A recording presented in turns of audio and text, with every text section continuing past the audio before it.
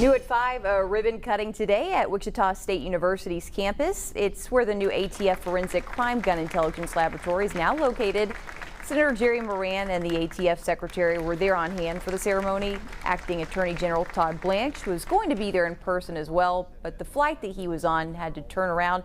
That was due to some technical difficulties.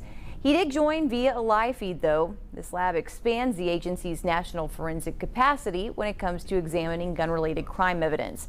The idea is to deliver faster results to investigators across the nation. The lab also serves as a training center for the next generation of forensic professionals.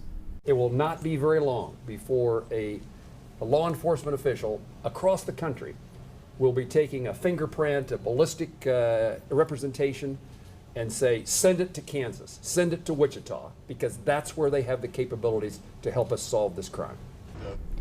The news facility is expected to be fully operational in the coming years.